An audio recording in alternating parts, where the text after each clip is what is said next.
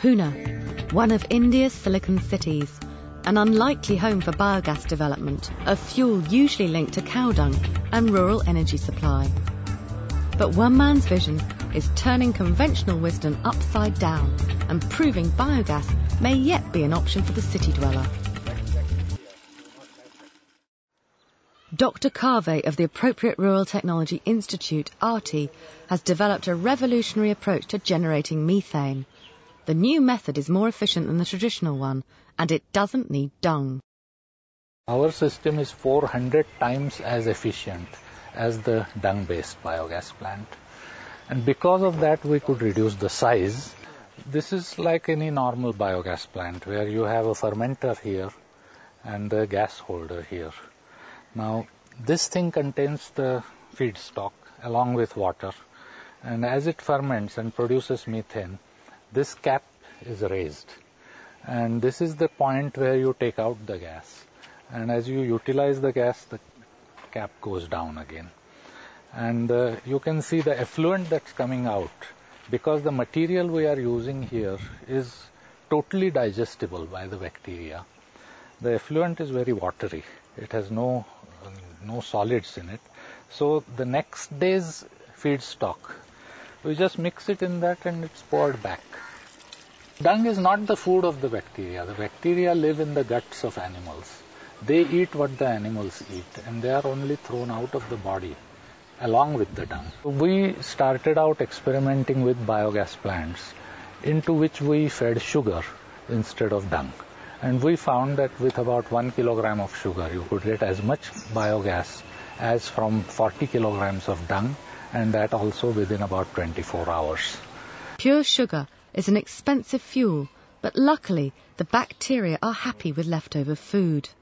As long as you are using a complex thing like leftover food, it is a complete food, it contains all the minerals and vitamins and whatever the bacteria need. ARTI's biogas plants are springing up all over the city, putting bacteria to work.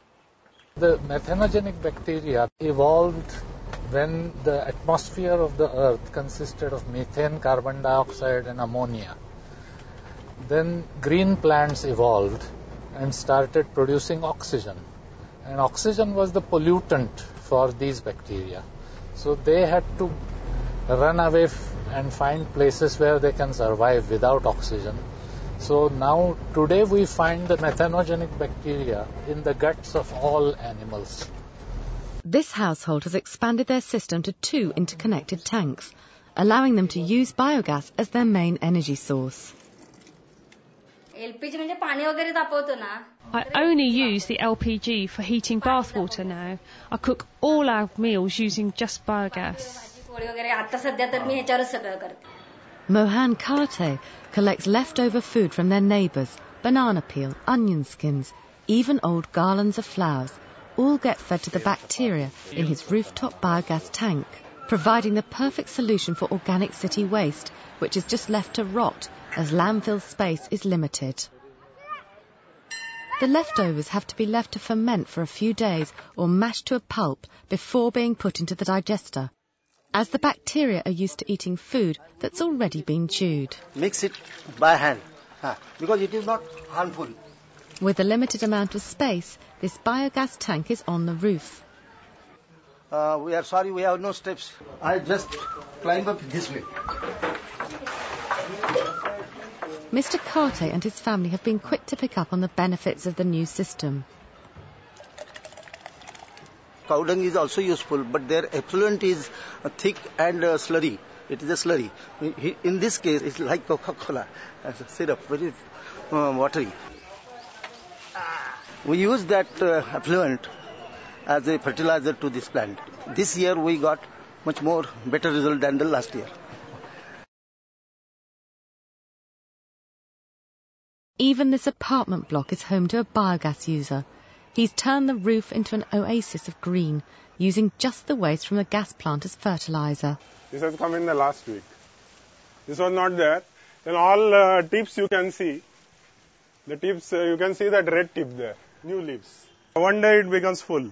In about 24 hours, it will go and touch if we don't use at all. But continuously we are using. There's one other advantage to not using the dung that does appeal to city dwellers. Now we are standing here just 3-4 feet away from this plant, but we don't have any odor problem. Do you smell anything? No. So it is useful.